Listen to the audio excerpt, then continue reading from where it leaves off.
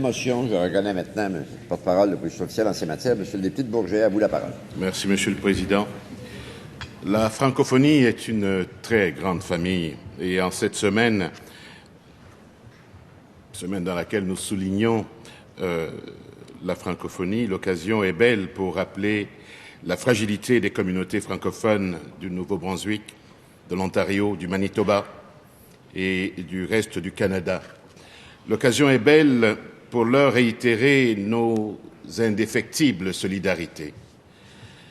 Belle est l'occasion pour également rappeler, Monsieur le Président, à toutes et à tous, que la langue française est l'élément fondateur de la nation québécoise, le français étant le mur porteur de notre identité. Plus personne ne remet cela en question au Québec. Le français, langue commune, et la pertinence de son usage ici et dans le cadre de nos prises de parole publiques, ici et ailleurs à l'étranger. Tous les chefs d'État québécois, depuis la Révolution tranquille, ont contribué au rayonnement de cette langue. Ils ont rempli leur devoir de représentation, celui d'affirmer ici et partout ailleurs que le français est la langue officielle du Québec.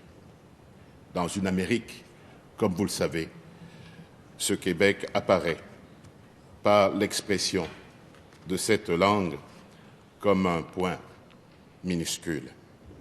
C'est aussi parce que nos artistes, nos entrepreneurs, nos scientifiques, entre autres ambassadeurs, font rayonner cette langue et la culture qu'elle habite à travers le monde que celle-ci poursuit son rayonnement.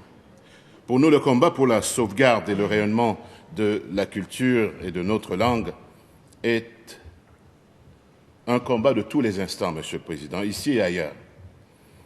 Ce n'est pas un exercice de forme ou d'opportunisme, c'est un combat concret.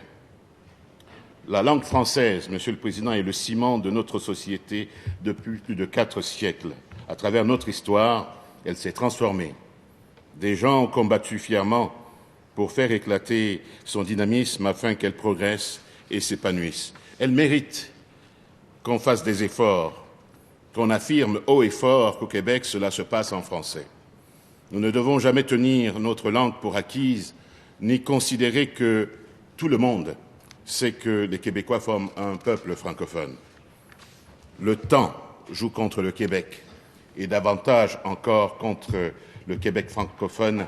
C'est ainsi que le regretté Michel Vastel concluait son entretien avec l'essayiste, cinéaste et romancier Jacques Godbout dans le magazine L'Actualité le 1er septembre 2006. Travaillons fort pour ne pas lui donner raison. Merci, Monsieur le Président.